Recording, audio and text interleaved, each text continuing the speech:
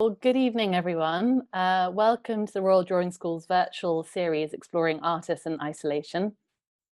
This evening, I'm delighted that we have the opportunity to go behind the scenes into the studios of two artists, Sarah Pickstone and Mark Cazalet, to explore their practice during lockdown. For many artists, the idea of working in solitude or even in isolation for much of the time is not that unusual. So we wanted to ask both Mark and Sarah what has been different about their creative process over the last few months, when, like so many artists, they've both found themselves in different spaces, sometimes without a studio, and often working with limited materials. So I'm sure these questions resonate for many of you listening. And as usual, there'll be time for conversation at the end of their talks, and you can ask questions via the chat or raise your hand at the end, and you'll be invited to ask your question. I know many of you've been taught by Mark and Sarah, who are both tutors at the Royal Drawing School. But for those who might be new to their work, I'll just briefly introduce them before we see a glimpse into their studios. So Mark first, as we'll be venturing into his studio first. Mark Cazalet was trained at Chelsea and Falmouth School of Art, after which he held scholarships at the l'École des Beaux-Arts in Paris and at University of Baroda in India. And the influence of these contrasting locations left a profound impression on his work, and travel continues to be a stimulus for his practice, whether recording derelict buildings in Doha or more recently in Japan, where, as we'll be hearing, he spent a month making drawings from the Zen gardens and bathhouses in Kyoto. And many of his projects involve working with communities and ecclesiastical commissions, including his silent colour meditation at St Edmundsbury Cathedral, and other commissions working in glass, painting and tapestry. So there's much more to say, but for the moment, Mark is going to take us on a journey into his London studio in this short film, which he made for us a few days ago. So thank you, Mark, and welcome.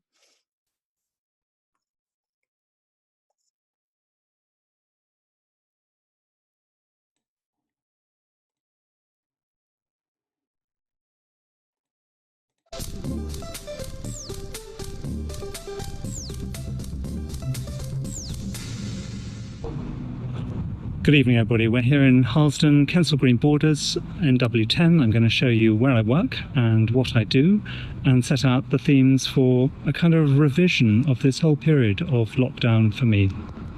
This is the studio. This is my street, which looks a little bit like something that the army left behind, but inside it's rather different. A kind of triangular TARDIS, where you squeeze back towards the bathroom in the corner and upstairs, and there's a lovely skylight. It's cosy, small, and a slightly odd geometrical shape.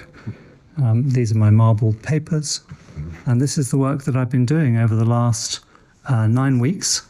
There are about 30 of these large, very horizontal collages, which all stem from a period of residency in Kyoto last year, and I'll show you them in detail. We'll just walk to the back of the studio. I think my main observation about this time is there's been nothing unusual in working alone quietly. My modus operandi is increasingly centered on silence and solitude in a really positive way. I've hugely missed people, but I've hugely loved the time of work. And whilst we're here, these are the materials. If there are any bibliophiles, look away now. This is a horror moment where I've been tearing up beautiful Japanese books, chalk pastels, oil pastels, inks, wax crayons, and then we'll come on to the other stuff a little bit later. As you can see, I kneel while I work. I really like being centered on the ground and bending over the work itself. It gives me a kind of intimacy with the surface and a disability to step back from what's going on, which really suits me. I'm really grateful to this invitation that Claudia and Sarah extended to me to talk about my work during lockdown, because I've needed a tutorial for a long time and I'm not the best person to talk to myself, so it's great having you all out there. There are themes I want to tackle particularly today. One is an increasing acceptance of the waves of mesmeric highs that long, productive work days induce, and then correspondingly, the kind of irresolution, doubt, and fear that creeps in, and how you manage yourself and produce strategies to work around those aspects of your character or practice that are problematic for extended periods on your own. The book, above all others, that helped me in Kyoto and during this long period working alone in the studio is Zen Mind, Beginner's Mind by Shunryu Suzuki, a classic Zen text, and in it, in the prologue, he puts very well this quality of shoshin. For Zen students, the most important thing is not to be dualistic. Our original mind includes everything within itself. It is always rich and sufficient within itself. You should not lose your self-sufficient state of mind. This does not mean a closed mind, but actually an empty mind and a ready mind. If your mind is empty, it is always ready for anything. It is open to anything. In the beginner's mind, there are many possibilities. In the expert's mind, there are few.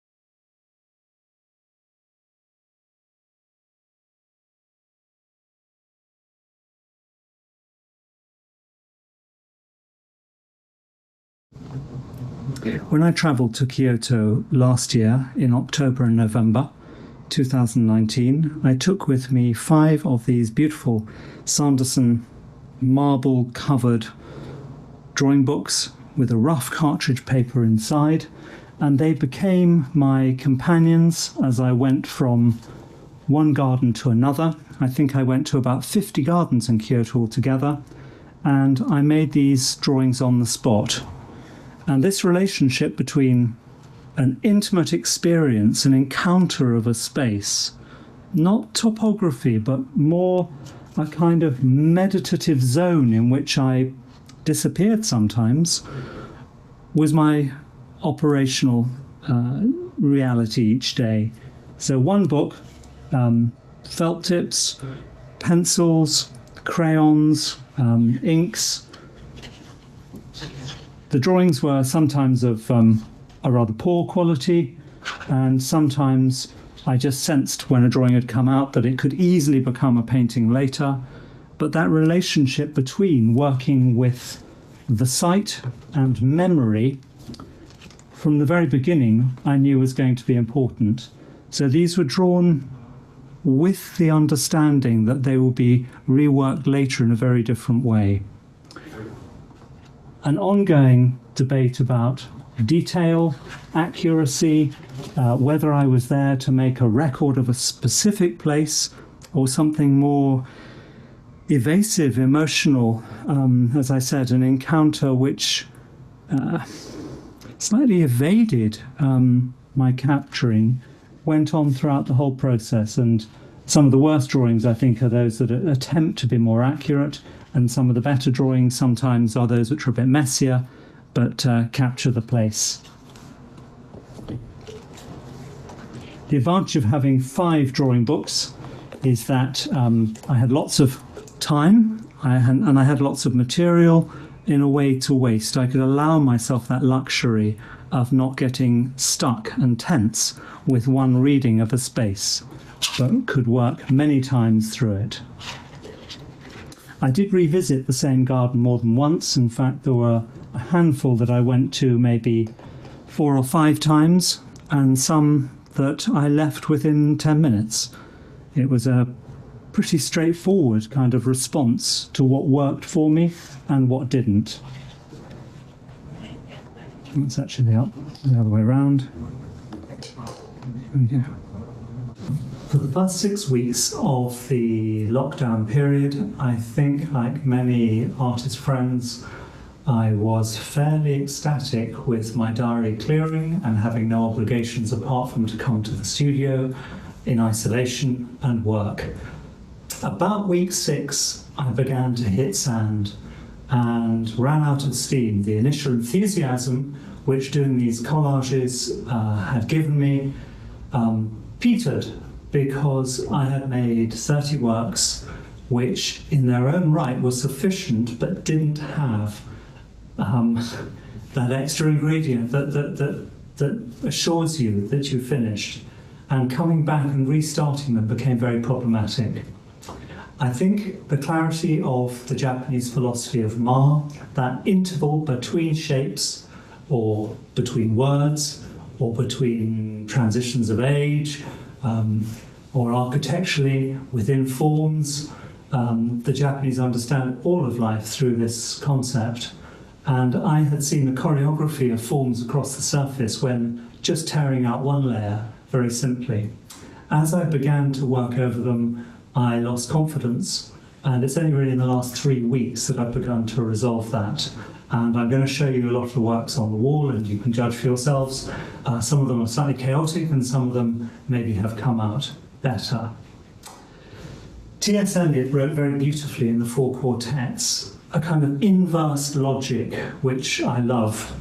He said, "So the darkness shall be the light, and the stillness the dancing. So the darkness shall be the light, and the stillness the dancing." And that sense in these works, that there's a kind of classical order, that I'm seeking a transcendent experience in which the image resonates with a sense of purpose, all the elements working together. And yet there's also asymmetry, and there's unevenness, and there are problematic areas, which I love. I think echoes with that sense that in the stillness is dancing. When I came back from Kyoto with a work like this, I was very reticent about restarting them. And I think the lockdown came at a moment when, having completed the stained glass window, my mind was very much in this process of layering glass and cutting glass shapes and firing and reworking maybe once or twice.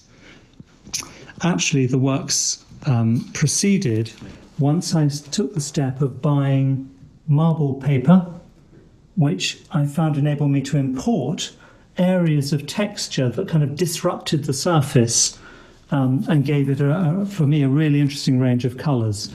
I then went on to work on tissue papers, stamping, monoprinting, and the tissue papers, when stuck down, actually become transparent on the Japanese Awasagi paper. And that proved to be a really successful sort of import of more textures, over which then I drew with my pastels. There were in fact 2 themes that emerged in Kyoto, and they were somewhat symbiotic. We've got the garden images on the left here, and then in the centre are bathhouse images. So having spent the whole day in these super aesthetic environments of the gardens, I would then, after supper, go to the local bathhouses where you sit naked in the water with your own gender, and it seemed by local preference there was no conversation or eye contact.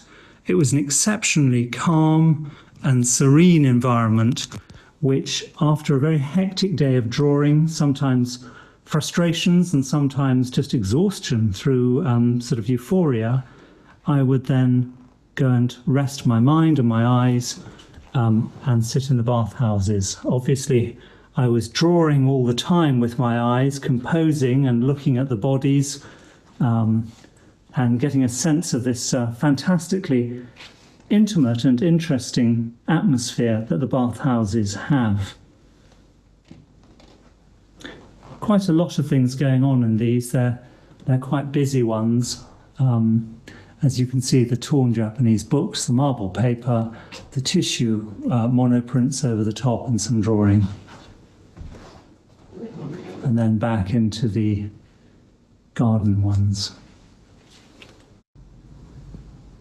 The Zen gardens in Kyoto are not the whole story. There are samurai gardens, but in the Zen gardens you often have attached to a kind of teaching college that promote a particular interpretation of Zen, particular understandings of the use of the garden. And in Ryogen, I overheard a monk who I was talking to me and a group about the garden not being a precious place in the sense that although the stones are very famous and often have their own pedigree and history and have been imported from around the world, the really important thing is that the experience of meditation becomes in your mind a garden that you can then re-enter far away and later. And this struck me as incredibly important in terms of what we do making artworks, that I'm not giving somebody an experience of Kyoto, I'm relaying or telegraphing a sense of what happened to me in that place. And these gardens, in a very real way, have re-emerged in my mind during lockdown and become places that I can inhabit, not literally, but in their essence. I've spoken about the studio, but there's one aspect of life during the lockdown I haven't really covered, which is the running to and from the studio along the towpath. This is the Great Regent's Canal, and I'm looking down over my familiar route along the towpath out towards Park Royal and then back the other way over to Ladbroke Grove. I'll just cross the road, I don't get run down. This is such a nice view. And this time that I've had, the extra time in the day, travelling to and from running, has given me the capacity to reflect and in some ways, I think, assuage the turmoil of the time. So I'm very grateful to the running and the towpath and the serenity of it. If there's an epilogue to today's visit to the studio, it's that my real intention when I started lockdown was actually to be working with LED panels and glass. And this was never really going to be a 9-week collage project, more a little kind of discussion into collage and then quickly into glass. It's taken me by surprise how much there has been to explore, and I'm really not there yet. But when I do get a bit further on, the first thing that will happen will be the glass will come out and be bonded to sheets and placed over LED panels. And we'll get optical colour with light coming through transparent layers of glass with mark making. I do need my friend's kilns to reopen, so there is some kind of excuse for not doing that, but that's the real ambition. Thank you for listening.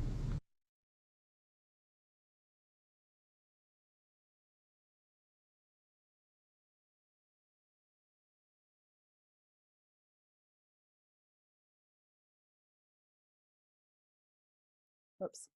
I was just still in your magical world of colour and light there. Thank you very much, Mark. A real privilege to sort of enter into the triangular TARDIS, as you poetically describe it, of your studio.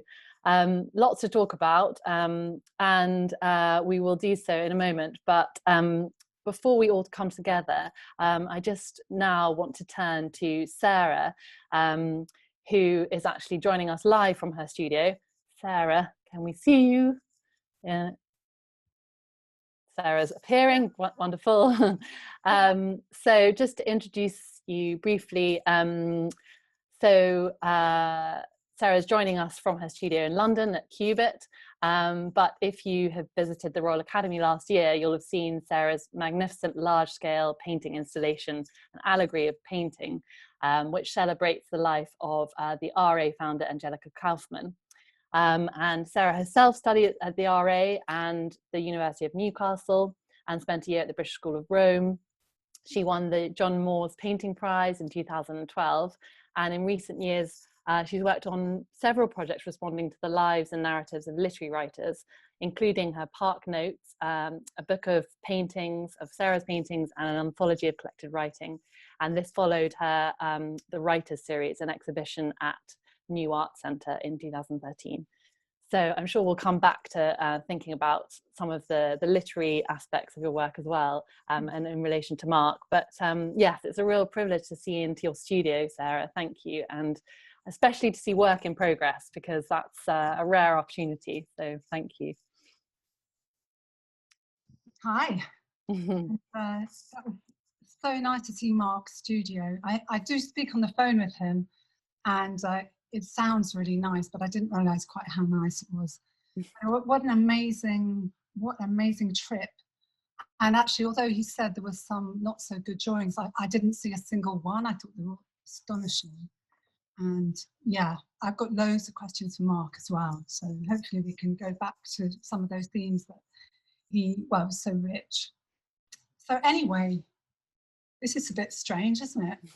So you're all in my studio, and I'm like the most private person about my studio. It's like, I don't know, it's like having your parents read your, it's like saying, here, read my diary, read my teenage diary. It's terrible. And I was really quite nervous today, and I couldn't really understand why. And then I realized it's about the studio. I have a studio as part of a studio group at Cubit, up the road from King's Cross, really actually just down the canal from Mark, so not far away at all. We are about 30 artists. We're a cooperative. It's a very important part of my life. We have a gallery. Come and see us. We're just near Angel Tube. The gallery at the moment is closed, obviously, but we have curators called Languid Hands. We have an amazing program director called Amar Khalaf, and none of the artists in the studio show in the gallery. It's entirely separate.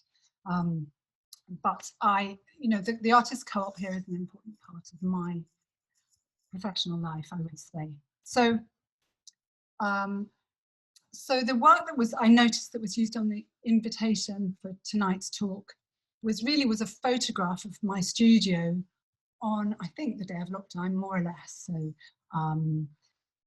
it is, I had it was work in progress, and to see that photo kind of made me a bit sad, because it was quite a wrench leaving the studio, and I had to leave because although the studios were more or less open, none of us really felt it was right to use them. And also I have family, and it just was the right thing to do for me to stay at home.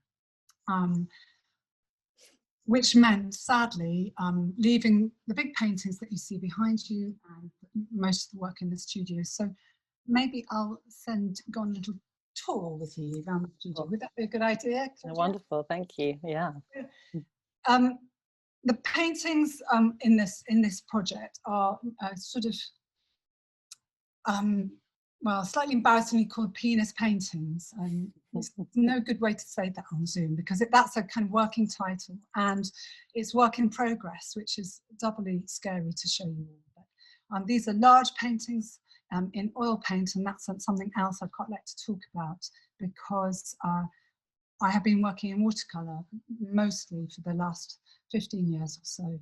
So it's something that maybe people would be interested in talking about with me. So should we go on a bit of a tour around the studio? Great. Let's hope this works. Take my notes, take my laptop. So we'll come back to those two big ones. So, okay, that's very much work in progress, that painting that you can see in the background. But they are all, they're paintings based on this amazing phallus, which was much used by artists like Kiki Smith, and I think Louis Bourgeois used the image of a Dionysian phallus, which the Maiad is often seen carrying, especially on a Greek vase. And there's a Greek vase in the Berlin Museum, which it has a very, very beautiful drawing of a female Maiad carrying this amazing olive phallus, which is a celebration, a Dionysian celebration. And Dionysius is the god of, the Greek god of wine, theatre, and kind of crazy, I suppose, some madness, where I'm going to annoy all the classicists here with my absolute vagaries. But he's also known as the Roman god Bacchus. I think the idea of the wine, Claudia, you probably correct me on this, but I think the idea of wine is something to do with life and death, and how I like the kind of extreme of the sort of madness, and also maybe the transformation. So transformation is a big theme in my work as well.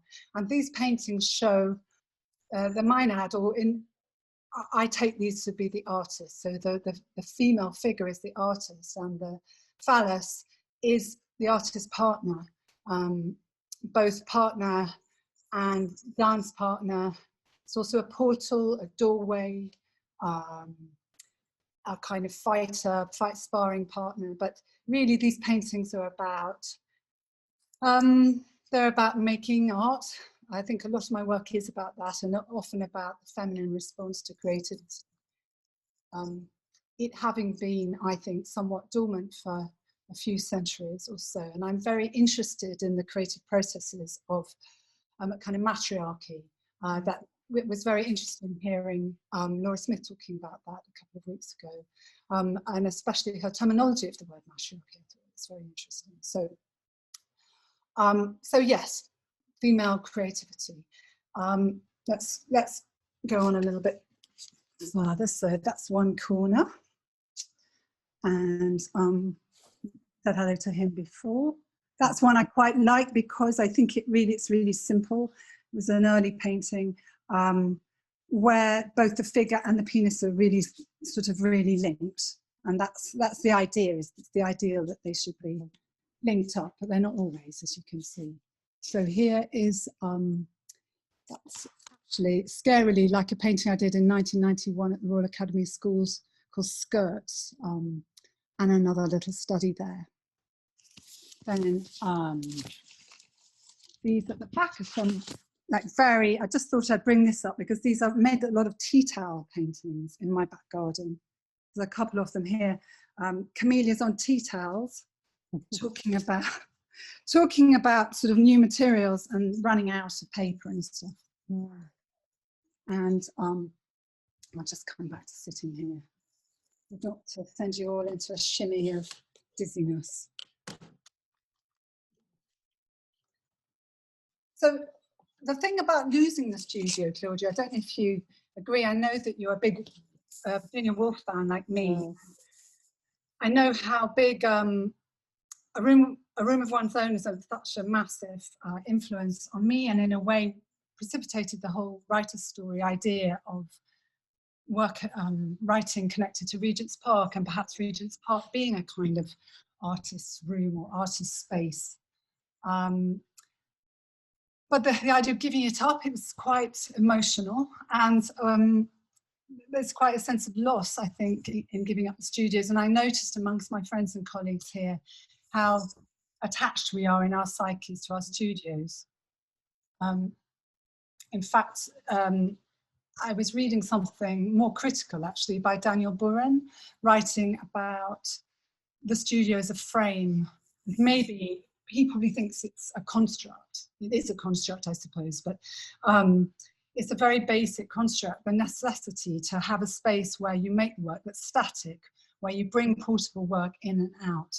So I think the studio is very important, but of course, it's a massive luxury in this day and age. And I'm very lucky to have a big studio because, because we're a co-op and a charity in the way we work.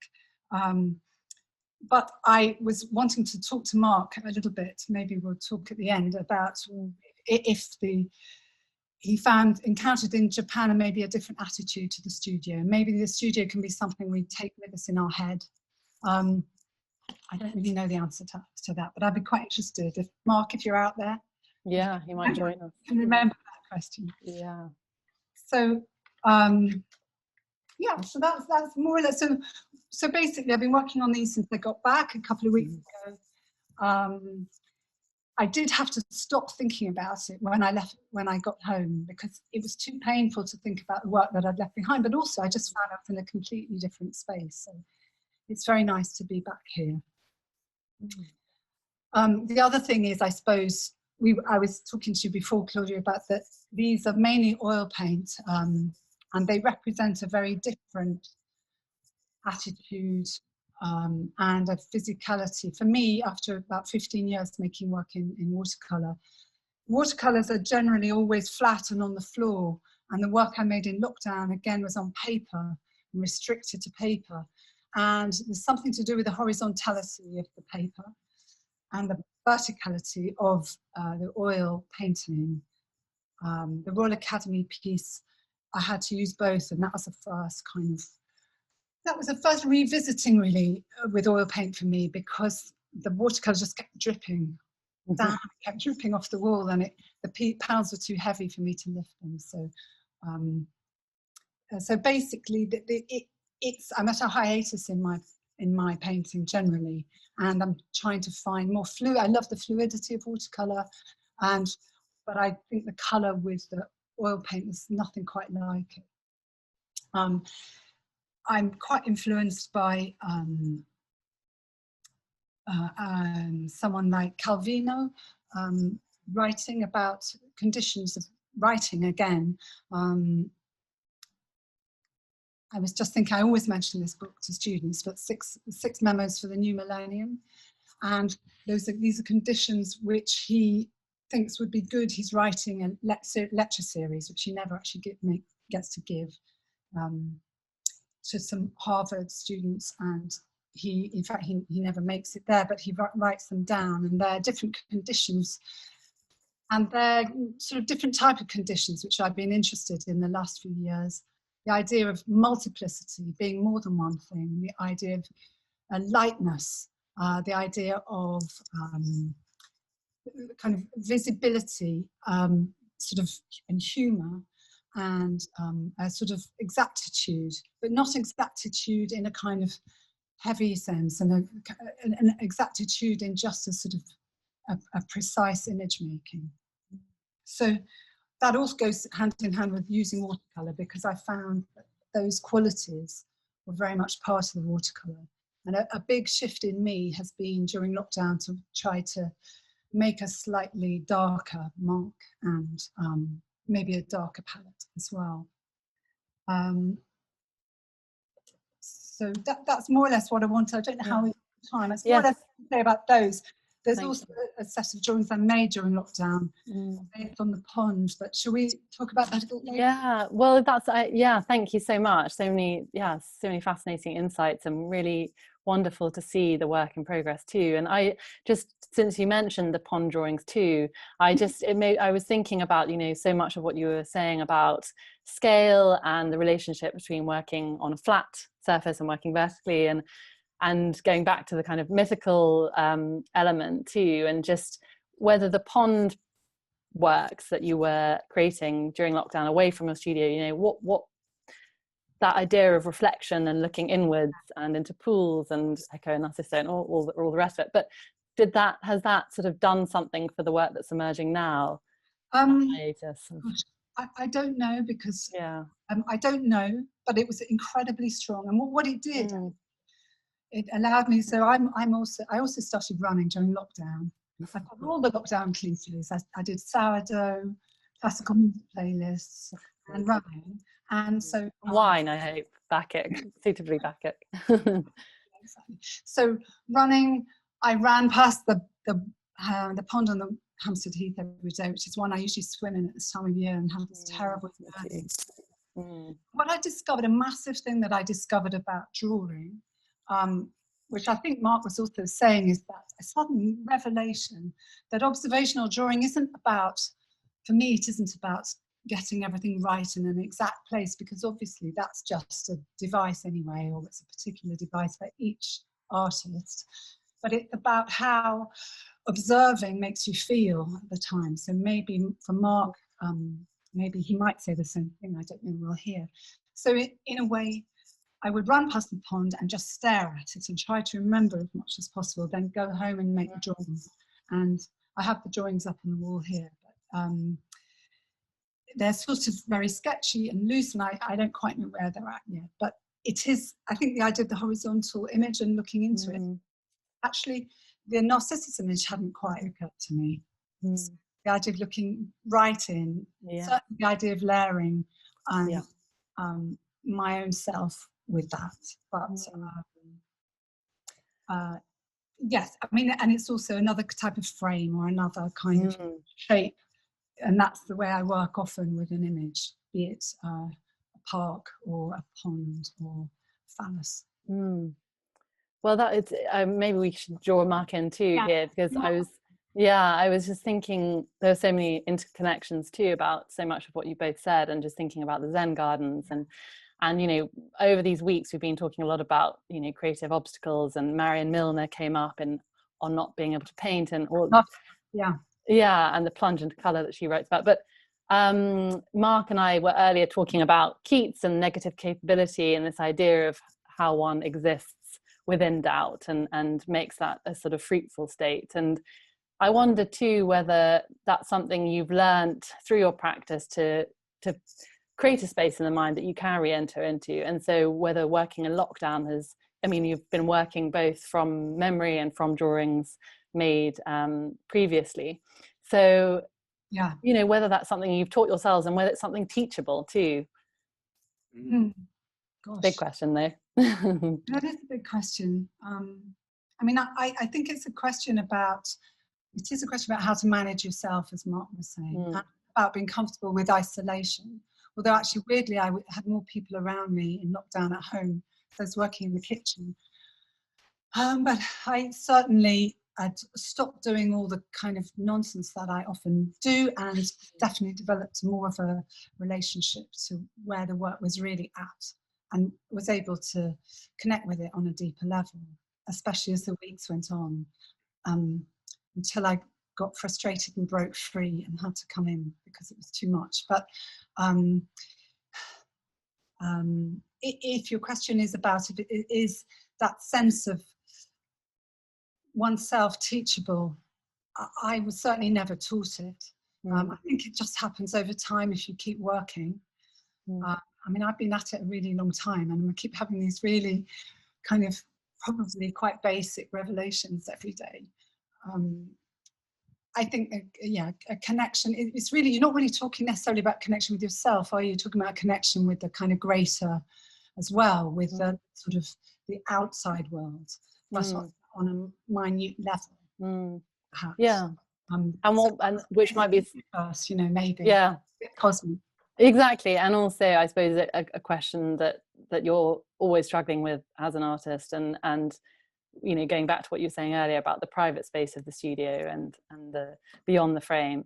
But and it just resonated also with something since Wolf is on both our minds. You know, she writes, I think it's in her essay on being ill, and of how we have to try and wish into existence some green isle for the mind to rest on, even if the foot cannot plant itself there, which felt like a nice sort of way of thinking about it. But Mark, do you want to come in thinking of Zen gardens? Well, I mean, Sarah's thrown up wonderful provocative thoughts, and I'm kind of full of questions for her, and loving seeing her work. I'd like to have seen a bit more of it. That's my only criticism, quite a lot more. So I look forward to that.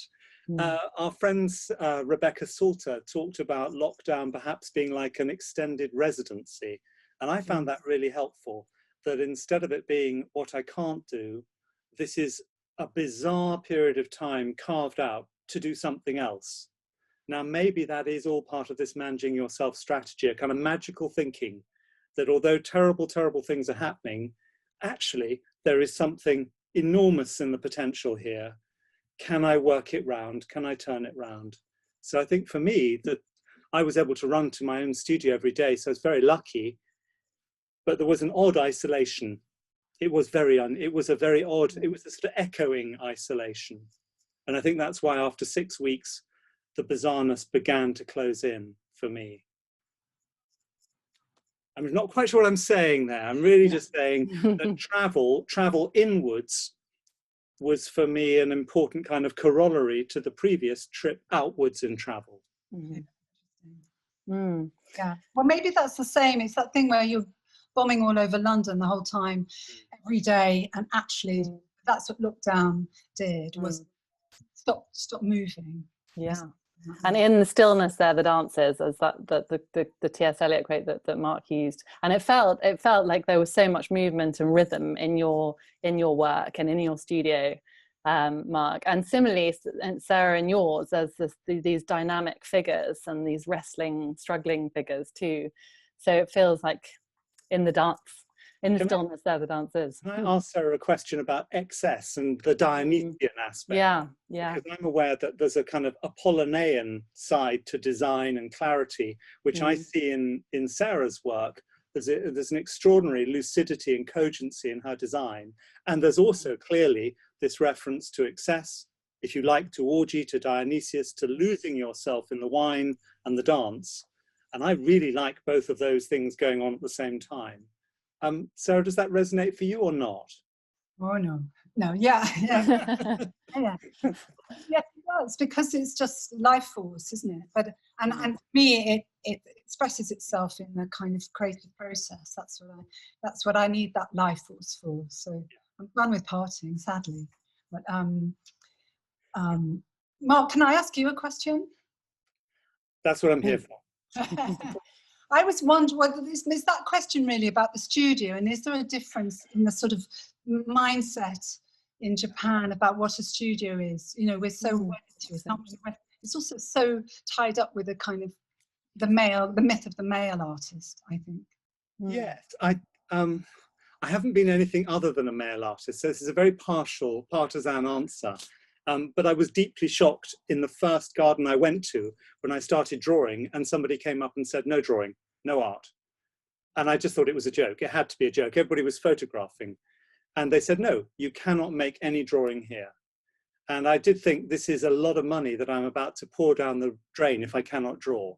Second place I went to, I just left. A monk came up to me and I thought, here we go. It's going to be the same problem. And he said, what are you doing? And I said, well, I'm trying to lose myself and find something that I haven't found yet. And he smiled and he said, how long will that take? And I said, well, I'm going to start with 3 hours, and then I would need food, but it could take many years and possibly more than a life. And he smiled and he said, good, I think I'll see you again. And I thought that kind of idea that you're carrying your own dilemmas with you, whether it's in the studio or elsewhere, it doesn't matter really. The studio is a wonderful, as you say, construct, a gladiatorial kind of arena to fight this out with yourself.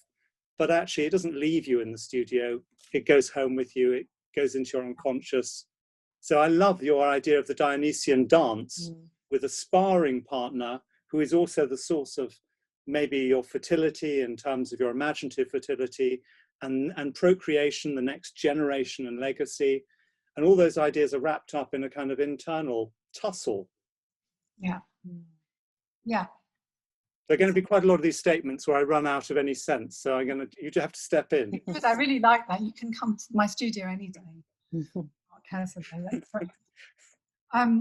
Yeah, because I'd started, interestingly, to use the phallus as a doorway. And I thought, okay, this female artist is going to starting well walk through this doorway, and she's going to walk through. And then the kind of, there was a lot of resistance from the phallus. So it is a tussle. It is a tussle, and quite an interesting and fruitful one, I think. Yeah. Can I ask another question of you? Please. I just wanted to know about on the kind of, I'm sure everyone's dying to know about the kind of your relationship to colour, Mark, which is so clear.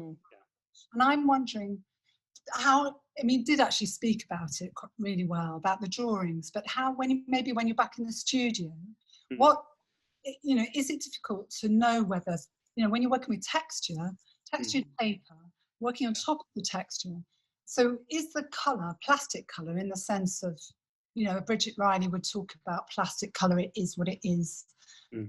It works on the surface, the particular property of the colour. Is it that, or is it being space as well, or is it being form as well, or is it being surface and surface texture as well? And how do you kind of decide what it is? Well, I'm going to kind of triangulate the conversation and bring Claudia in by talking about romanticism and how ingrained I think romanticism is within me. I think one friend is watching, we went to the same school, And it was just an absolute immersion. There wasn't much more we got from the school, or not in my case, but we did get this incredible sense of romantic landscape. So emotion and space and history or time all are slightly confused in colour with me. It's definitely not flat Bridget Riley colour, pure plasticity. It's got much more Baroque sense of excess and something that's rather vertiginous, as if you're kind of almost swaying on the edge of a mesmeric experience. So ecstatic Sufi music is when I'm often at my happiest. So in Pakistan a couple of years ago, I love the Qawwali troops. I love Orthodox Jewish Shabbat singing. I love plain song, especially in Africa, in Kher Moussa, outside Senegal, outside Dakar. And really, it's quite an excessive experience, which I'm slightly ashamed of because I feel it's untethered and rather immature at a deep level. I think colour has often been associated with that, the seductive, as opposed to line, you know, through history, it's been seen as a seductive element. The kind That's of such a British thing though, isn't it? Only in England.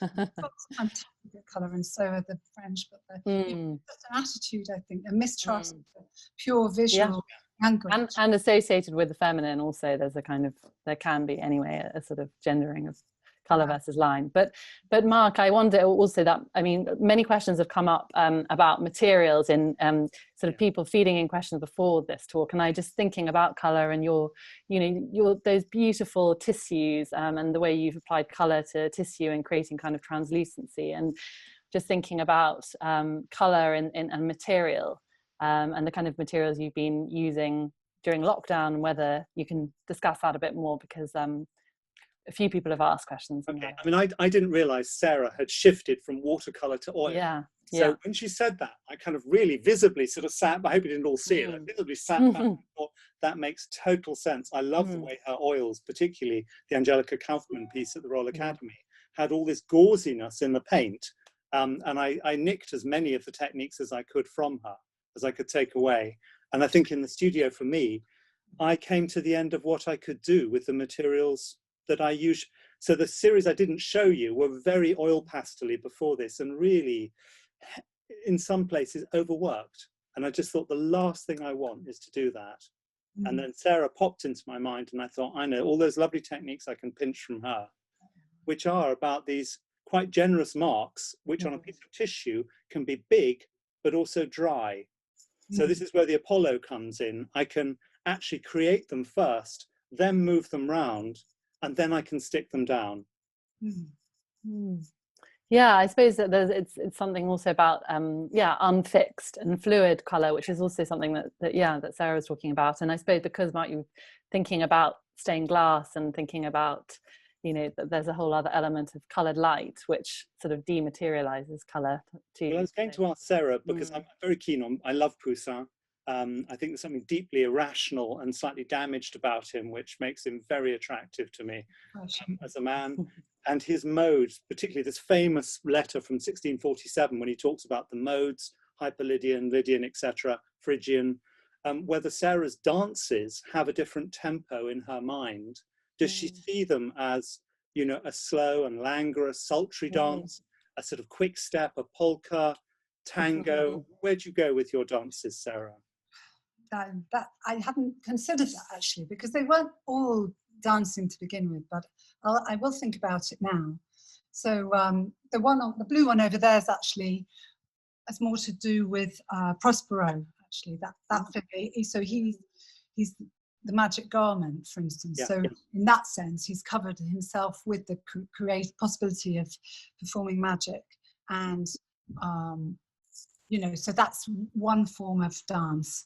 And this one maybe is more of a pan, or so maybe more relaxed form, and he has the fig leaves above him rather than covering their, you know, genitals.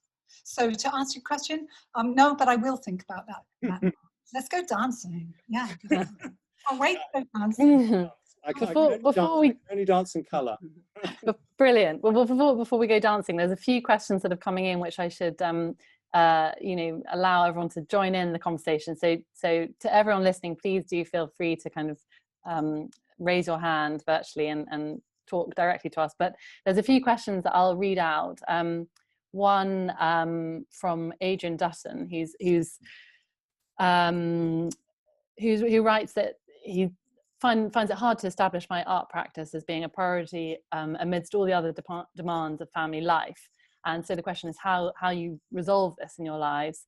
And his experience was that once lockdown had begun, his life actually got busier and teaching went online. So yeah, sort of about family and private life and making art.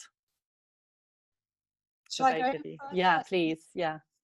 I mean, we both have family, and I have one daughter still at school, and that's one reason I need to be at home. I think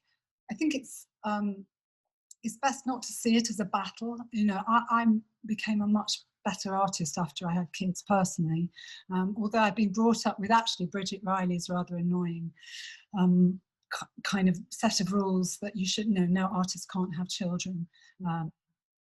Those things, it's really annoying, but I think to use children, be open and honest about having family and children and making your work around your kids and not compartmentalizing your work too much, and not, you know, and of sharing with your kids, that helps. So it's not a battle with time if you're trying to establish your work, and you just literally do it anywhere. Do it where your kids are, rather than trying to escape all the time. Does that make sense? Mark, do you want to? I'm very frightened that I'm going to have family members actually dialing questions in under false names. So I'm going to be very careful and say I'm a very selfish parent, I think. Looking back over parenting, I think I would do it differently. I don't think it's necessary to be as selfish probably as I was with time. Strategies, you know, probably people are shaking their heads thinking strategies as a creative artist.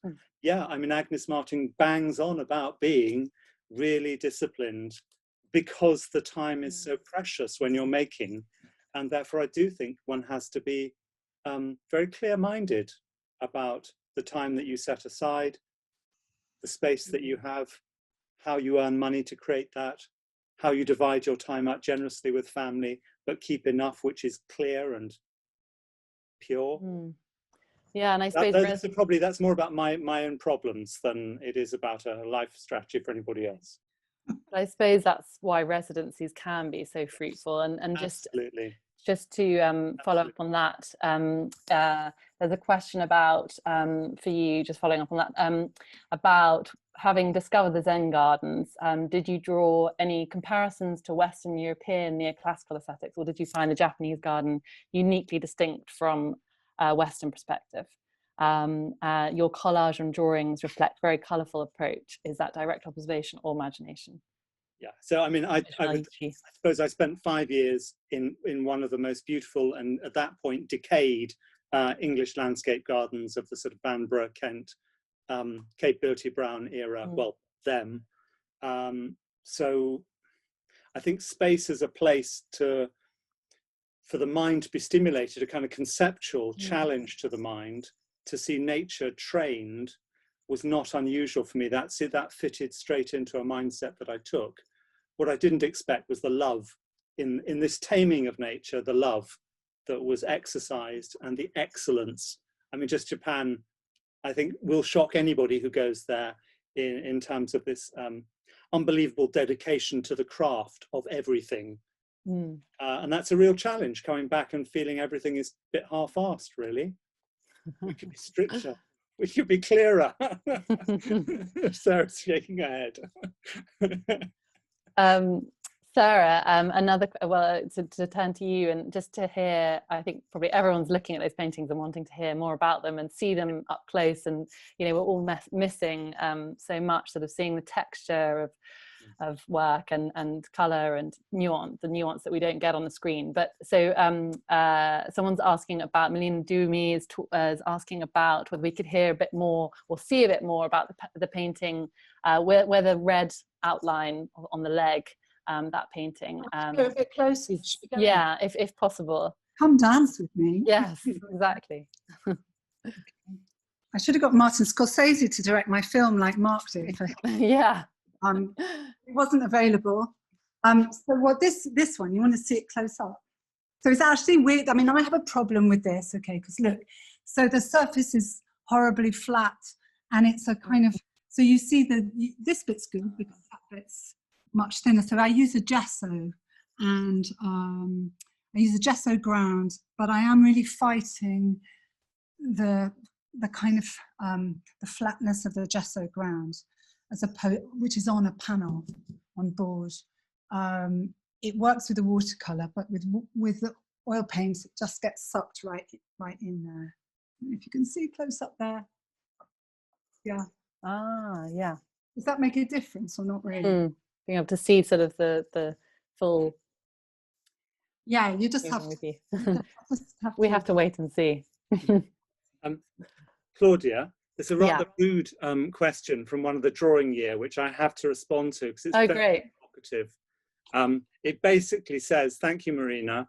You know, since the Zen gardens are so calm, how come you made them such a busy mess? Now, this is a good question. And I think the answer is, I'm not there yet. So the Zen gardens really challenged the state of confusion in my mind. And actually they've offered a way forward, which I haven't yet got through. And clarity and stripping back. I'm getting very firm, very dogmatic. I've got to contradict you here, Mark. I've got to contradict you. Because I mean, Zen and calmness and clarity is not about stillness. And it's not about plainness. It's about a kind of rhythm, and it is about coming to, I mean, art's about desire, isn't it? And it's about a desire to be free of the physical. It's a physical thing, but it's also a desire to be free of the physical. And I think your drawings do that absolutely brilliantly. And I think there's a kind of a pulse with the colour, with the white background, that creates a stasis, which creates a very calming sense. Well, you're very kind. I mean, you're kind, but I'm going to contradict you back again. There is a quality in Indian classical music called rasa, which is the juice or the essence, and it's something that cannot be described. But it's very precise, and you use the word about that kind of precision. It addresses a particular season, a particular hour, a particular emotion. And Marina, I want more of that, but I need some really good tuition. Well, you've got the devotional posture, the kneeling practice. So just looking, there's a lot of questions coming in, but do feel free to actually raise your hand so you can talk directly if you'd like to. I just want to encourage that. Just following on, yes, the tea towel paintings. There's interest in the tea towel paintings. Sarah, can you tell us a bit more? Did they come out of lockdown and the necessity? I didn't lockdown with everyone else, but there were phases, weren't there? So yeah, definitely. My first phase was maybe was the tea towel painting. I had before my kind of Cazalet delivery arrived, and the camellias were out.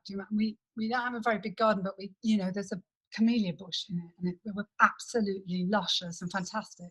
Though not my favourite flower, but so I was painting on tea towels, painting them with camellias, and I have about a dozen, I think, and they looked like nosebleeds in the end. But I think, did you see there were a couple here? I think I did show you them.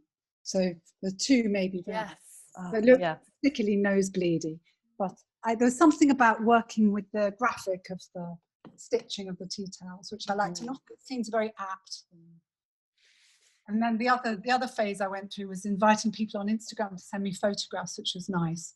And then I made drawings in return for the photographs. That was a phase, but I got quite a big response. So I had to put that to bed after a while. And then I relaxed, but I think one sets yourself little projects to try and get through things. I don't know. Maybe it's that, we're used to having a kind of job, aren't we? And so you set yourself a project. And then you realise at the end, actually, you don't really need a project. You just go for it. Claudia, could I ask Sarah about her switch to a darker palette? Because I've been noticing I've been wanting to get lighter and actually have color temperatures shift the space, not tonality, and really finding actually tone something I want to move away from. Tell me about why you've been drawn into this orbit of darkness. Well, I mean, it's a really practical thing, I think, that for so many years, the watercolor I was using, it's really difficult to develop a dark watercolor for me. I mean, the inks do it, but I found it very difficult to mix satisfying dark watercolors. I know Marlena Dumas manages it. I don't know what she uses. So really, I just wanted some kind of richness, and I'm quite interested in all those browny, bloody tones, and it's just a feeling, isn't it? Actually, it's nothing. Having spent a long time really wanting to celebrate lightness, and that was a very conscious decision for me to celebrate a kind of very light feeling colour. Good. Just to follow up, we've got only and probably time for one more question, but maybe to end with Mark's about when you're creating drawings in situ, where the drawings worked on simultaneously, like the dance you speak about. This is a question from Susie Calver. Did you then work on numerous works at a time in your studio, and how would your making process lead you to conclude they're finished? No, I mean, this is another sad confessional. The books were shuffled endlessly until I worked out which marble cover I wanted to work on first. And then I started at the wrong end of the book in Japanese order, and would only go through one book until it was finished and then do the next. And if I felt I had failed at a particular venue, I would go back to it, but I would leave a period of time so the memory would go. So it was quite systematic. I had a map with fluorescent tags, and I would walk maybe 10 miles a day between sites, and I spoke to maybe only 6 people for a month. So silence was a very big part, and I mean, this is something for Sarah, the silence of the studio, that lovely echo chamber where you just hear your own almost heartbeat coming back to you, was very, very important. So when I got to the gardens, I actually wanted them in that Roman sense of them to speak to me, of Roman intuition, without any mediation or interpretation, not reading up about them, but just an encounter.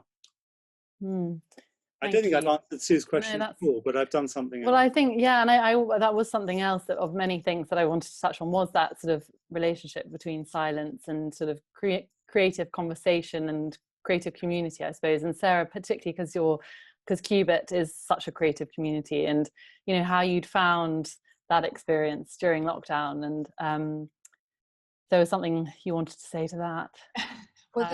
About not having it, you mean? Or not having it. And just I was also thinking, something else that I wanted to touch on with both of you was the sort of stimulus that literature has for both of you. And I was thinking of, Mark, your Thomas Hardy illustrations, and Sarah, of course, in your writer series. So whether the literary voices have been useful, or mythical voices have been useful during this time. Yeah, absolutely. I mean, again, with reading, I go through phases of being able to read, wanting to read long novels, or I find poetry massively useful. I read Spring and All by William Collis Williams, which I found. I mean, something I go back to, but I was reading that, during the spring. Obviously, a long modernist poem, which I just find exhilarating for its breaking of form, because. But I'm really interested in how, still as an artist, even though all the formal things possible have been done, I still believe there's more form to be broken. And if you break form, you can change structures. And let's face it, we have to change structures, don't we, out there in the political world? And I do think as artists, we can change the structures of things by breaking formal artistic structures. And modernism, although I know it's probably deeply unfashionable, it still gets me every time. Thank you. Well, that's a really wonderful note to end on, I think, as much as I'd like the conversation to continue. But thank you both so much for sharing your work, especially work in progress, and your studios, these private creative spaces. So thank you once again. And thank you to everyone for joining the discussion, and please do join us again at the same time next week, where we'll be going on another virtual studio visit with Anne Dalker and Danny Markey. But thanks again, Mark and Sarah. Thank you. Thank you.